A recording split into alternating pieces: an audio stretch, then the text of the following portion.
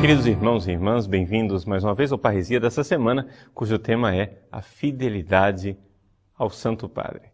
Nós gostaríamos de tratar aqui de uma série de temas daquilo que é a nossa identidade católica própria. Nós queremos insistir naquela devoção às três alvuras, ou seja, ao Santo Padre, à Virgem Maria e à Eucaristia. Queremos então iniciar com a fidelidade ao Santo Padre. Vocês se recordam do Parresia das semanas passadas a respeito do poder paralelo na Igreja. E a tática do poder paralelo na Igreja é exatamente esse de tirar o nosso contato com o Santo Padre. Se você for olhar na história da Igreja, nesses 2000 anos de história da Igreja, talvez não haja uma coisa mais constante do que essa. Uma tentativa de Satanás e dos inimigos da Igreja de solapar, de alguma forma, o pontífice romano, ou seja, o Papa. Talvez o Papa tenha estado sempre, em toda a história da Igreja, no foco da batalha. Ou seja, quando Satanás quis destruir a Igreja, quis sempre destruir através do sucessor de Pedro. E é interessante que isto é como que uma profecia realizada. Aquela profecia que Jesus pronunciou na última ceia, quando previu a negação de São Pedro. Você pode ler isso no Evangelho de São Lucas, capítulo 22, versículos 31 e seguintes. O Evangelho lê assim: Simão, Simão, Satanás pediu permissão para peneirar-vos como se faz com o trigo. Veja, Jesus está dizendo que Satanás pediu permissão. É uma pequena alusão ao livro de Jó. É como quando Deus permitiu a Satanás que provasse Jó. E Deus permite esta provação. É um dos grandes mistérios da iniquidade. Por que é que Deus permite a tentação? O Catecismo da Igreja Católica, ele nos coloca diante deste mistério e responde dizendo assim: na verdade, nós não sabemos porque Deus permite a tentação, mas sabemos que se Ele a permite, é porque pode tirar dela um bem maior, porque Deus não permitiria o mal, se desse mal não pudesse tirar um bem ainda maior. Então, o que Jesus diz a Pedro neste Evangelho de Lucas? Simão, Satanás pediu permissão para peneirar-vos. A vós, discípulos. É um plural. Ou seja, é interessante notar esse plural. Ele está lá, no original grego. Peneirar a vós. Não somente Pedro é provado, também todos nós. Mas veja o que Jesus diz logo em seguida. Eu, porém, orei por ti. Aqui é o próprio Jesus quem reza, quem intercede, quem pede por São Pedro. Para quê? Por causa do ministério petrino, por causa daquilo que é a sua função, para que a tua fé não desfaleça, em primeiro lugar. Qual fé? Aquela fé que Pedro anunciou em Mateus capítulo 16. Aquela fé a respeito da qual Jesus disse: Tu és pedra, e sobre esta pedra edificarei a minha igreja. E esta mesma fé, a respeito da qual Jesus garantiu que as portas do inferno não prevalecerão sobre a igreja de Deus. Pois muito bem, esta fé, Jesus rezou. O que nós temos aqui é uma assistência pessoal de nosso Senhor Jesus Cristo. Jesus, vendo que os fiéis, vós todos, fiéis, sereis provados, sereis colocados na peneira. Pois bem, Jesus, vendo que a igreja inteira seria provada, reza. Por quem? Por Pedro. Eu rezei por ti, Pedro. Para quê? Para que a tua fé não desfaleça e tu, uma vez convertido, uma vez retornado, uma vez que voltares, confirma os teus irmãos. Eis aí porque Jesus reza por Pedro, porque esse é um método de Deus agir. Esse é o método de Deus fazer as coisas na sua igreja. Nós, com a nossa mentalidade um pouco revolucionária e igualitária, né? Ou seja, essa mentalidade que nasceu da Revolução Francesa de égalité, né? Nós somos todos iguais, precisamos ser todos iguais. Esse igualitarismo tão comum no socialismo, no marxismo atual, pois bem, nós temos uma tendência de achar que não existem pessoas especiais, que não existem pessoas que receberam de Deus um dom especial. Nós achamos que todos nós precisamos ser iguais, mas não é isso que nós encontramos no Evangelho e não é isso que nós encontramos na fé da igreja atestada ao longo dos séculos. Existe sim uma assistência especial de nosso Senhor Jesus Cristo, garantida e dada a São Pedro. Simão, Satanás pediu permissão para peneirar-vos, a vós, igreja, como quem peneira o trigo. Eu, porém, Simão, rezei por ti. Por quê? Porque a salvação que eu quero dar à igreja, porque a assistência que eu quero dar à igreja, porque aquilo que eu quero fazer ajudando a igreja passa através de Pedro, passa através da fé de Pedro. Pedro, eu rezei por ti, para que a tua fé, a fé do Papa, não desfaleça.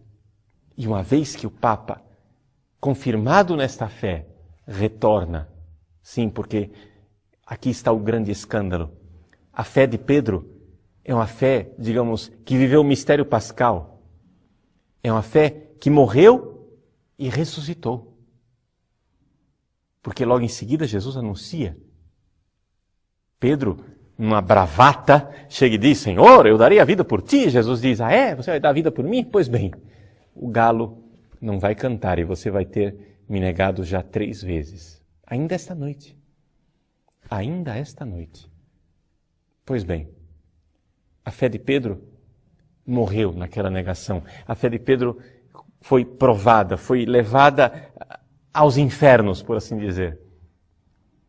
Mas, uma vez que ele volta, uma vez que ele reencontra a sua fé, ele precisa confirmar a fé dos irmãos. Nós sabemos que a fé de Pedro ela é especial para a igreja inteira. E isto é um ministério, isto é um dom. Deus agracia uma pessoa para que ela seja um dom para os outros. Deus não nos trata de forma igualitária e a sua igreja não é igualitária. Deus elege. Deus escolhe. Ele escolheu Pedro e deu a ele a missão. De uma vez que a sua fé está sólida, esta fé pétrea, esta fé de Pedro, firme, rocha, pois bem, uma vez que esta fé está lá inabalável, que ele confirme a fé dos irmãos. Como isso é verdade? Como isso é verdade a respeito do nosso Santo Padre, Papa Bento XVI. Foi este Papa quem trabalhou incessantemente, junto com o Papa João Paulo II, para que nós tivéssemos na mão o Catecismo da Igreja Católica, que confirma a nossa fé, que coloca nas nossas mãos um instrumento de fidelidade, para que a gente saiba o que é católico e o que não é católico, o que é a nossa fé e o que não é a nossa fé. Se não tivéssemos esse catecismo nas mãos, nós estaríamos perdidos, não é verdade? Pois muito bem, o Santo Padre trabalhou e trabalha para confirmar a nossa fé. Antes, ele o fazia como prefeito da Congregação para a Doutrina da Fé.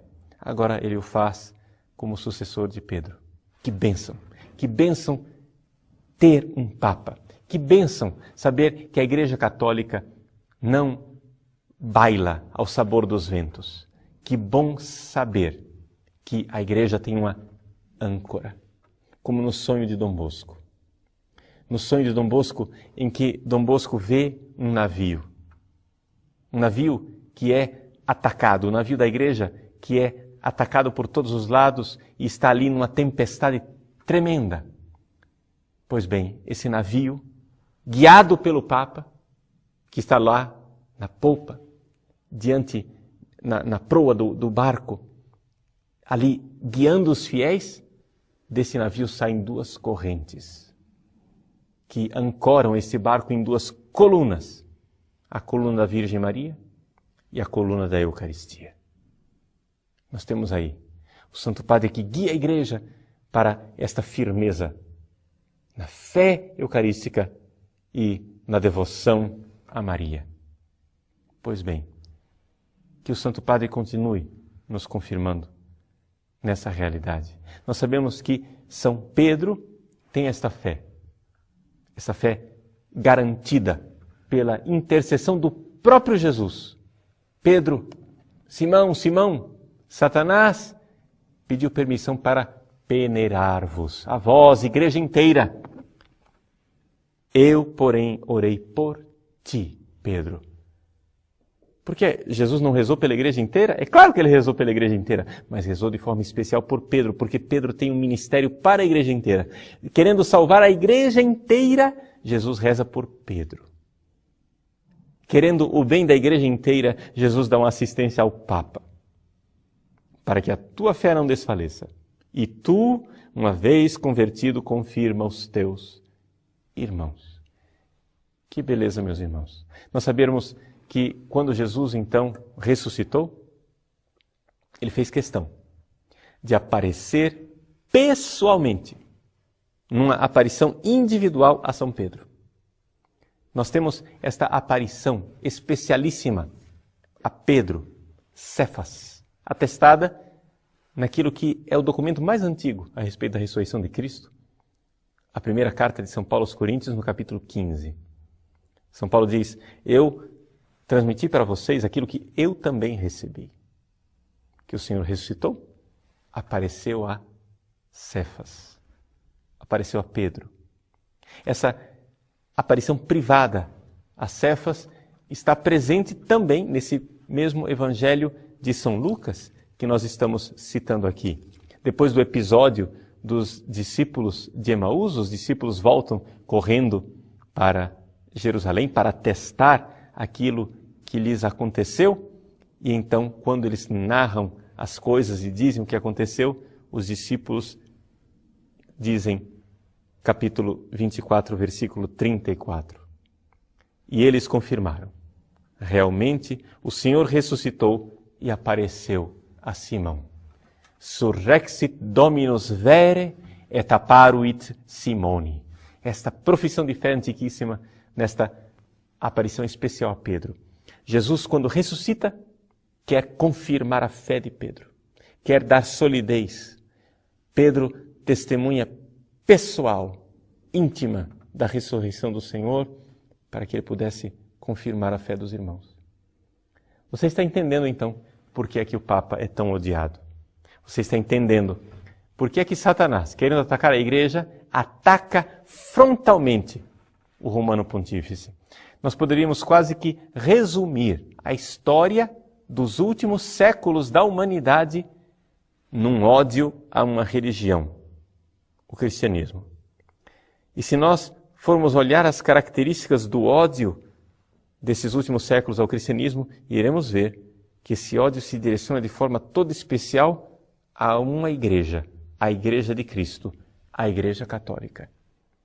E se nós formos olhar mais de perto ainda, se nós fecharmos todo o zoom para ver contra quem se dirige esse ódio, nós iremos encontrar que é um ódio contra o Papa. O Papa, mais do que ninguém, é atacado de todos os lados. O Papa, mais do que ninguém, encontra verdadeiramente uma oposição. O Papa, ele que é a certeza que nós temos de por onde vai a nossa fé.